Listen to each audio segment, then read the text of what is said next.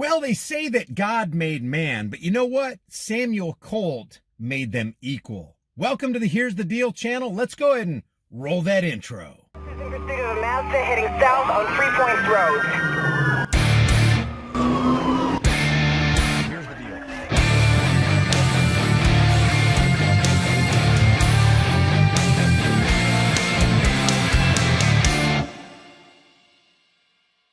Okay, one of the goals of this channel has always been self-empowerment, individual empowerment. How can you empower yourself and keep yourself from being a victim, or keep one of your family members or somebody in your zone of influence that you love? How can you keep them from being a victim? One of the best ways to do that is to empower yourself. What's one of the best ways to empower yourself? To basically turn the tables to where you're not actually the victim anymore.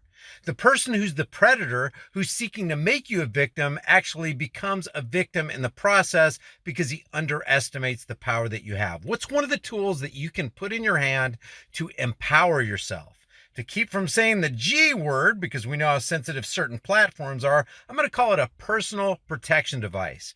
Now, I want to show you this CNN clip. And it's sad, man. The name of the video is "See the Training That Saved the Lives of the Texas Synagogue Hostages." Listen to this. What you're about to see inside this Dallas synagogue is not a real threat, but it sure looks like it. 3, 2, 1, get up! Go! Move! Move! Move! Scores of people running, the social hall plunging into darkness. You have 30 seconds to save your life. Move! What are these innocent victims of an approaching gunman in the hallway about to do?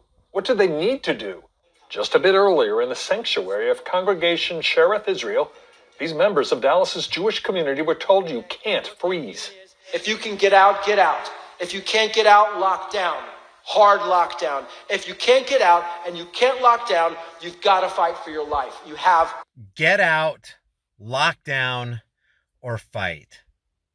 And how it's going to be amazing how he's going to tell these people how to fight. These people are getting paid a lot of money from private donors to train these people in actuality how to become victims, not how to empower themselves.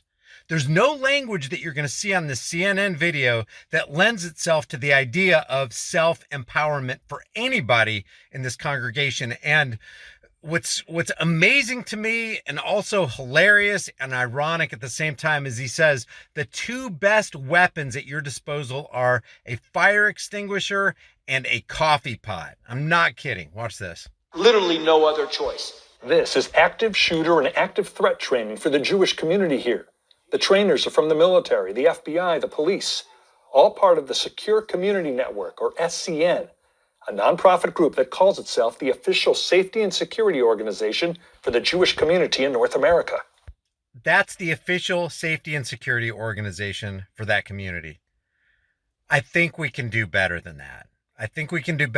What's amazing to me is that the political parasites create all these laws to bar access to the personal protection device that actually will empower individuals. The act of hiding prone and playing dead is the last act of a desperate person. It's not something that we can abide by. The SCN is a command center in Chicago. I think that goes without saying. One of the last things you want to do when a perpetrator is coming to harm you is to pretend like you're dead. Where it monitors Jewish facilities, such as synagogues, schools, and camps. It was here where they were in contact with the FBI and DHS during the recent hostage situation in nearby Colleyville, Texas. That synagogue had its SCN training this past August. I had the opportunity to meet with Jeff Cohen a little bit earlier today, who was one of the hostages, and he reemphasized what he said on television, was that they escaped, they weren't rescued. And they were escaped because of the training they received. Exactly the type of training that we're going to go through this evening. The classroom and... But they weren't empowered victors as they escaped. They were disempowered victims with their tails tucked between their legs as they escaped. Basically, they escaped by luck, not by skill, not by self-empowerment, by luck. Construction is now over. Time to get ready for the drill. We're going to practice hiding, locking down, and we're gonna talk about what we would do if we had to fight for our life. Pile up furniture against the door. Turn off the lights. Make it harder for the shooter to kill. The purpose is to lock the room down, to prevent physical access as well as line of... Make it harder for the shooter to kill? How about make it harder for the shooter to make it out alive? And not only that, what if the message went out to the entire community, to the entire world? Hey, this synagogue right here, this church, this school, they're heavily armed. And there are many marksmen in that congregation or in that synagogue. What do you think the message, what do you think the received message on behalf of any would-be criminal would be? Well, that's not going to be my target. They're always looking for a soft target. And this outfit, this security outfit right here, seems to be dead set on creating soft targets. Site access. And now, once again... And don't think for a second that the criminals aren't watching this, laughing their heads off. They're basically letting the criminals know what their plan of action is. Grab the fire extinguisher. You'll see that in a second. Grab the coffee pot. Turn off the lights. They actually say they can't kill what they can't see. Oh, really? Really?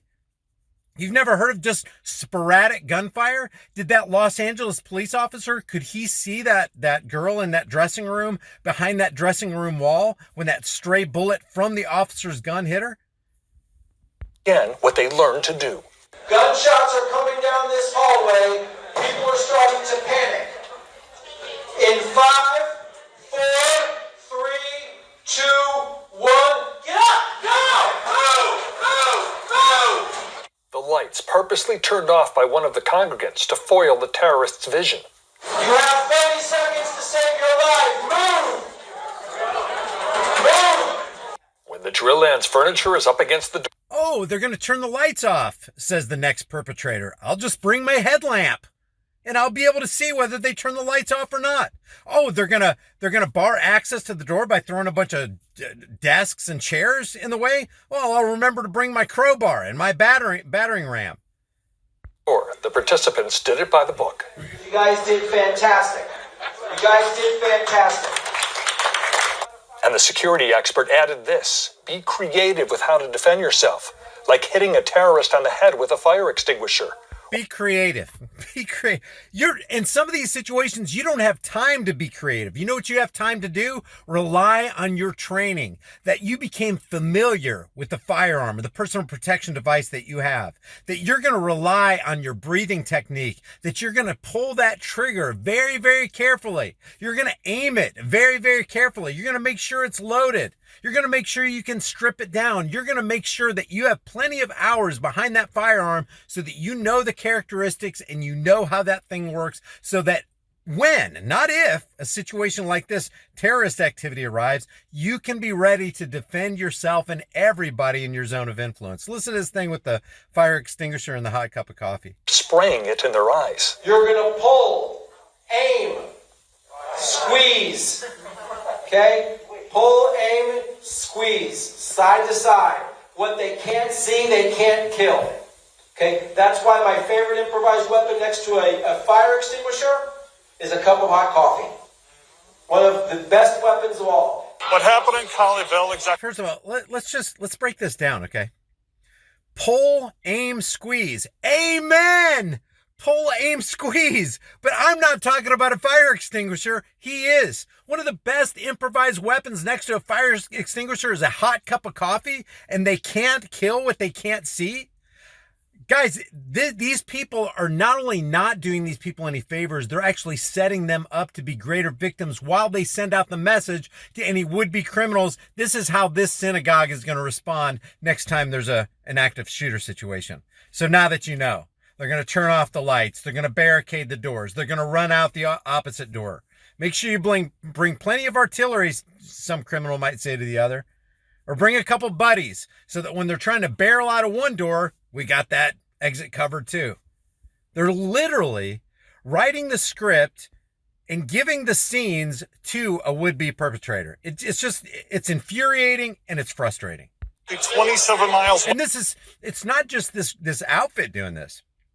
This is CNN propagating something that, if employed, is very, very dangerous and makes you more of a victim than you otherwise would have been.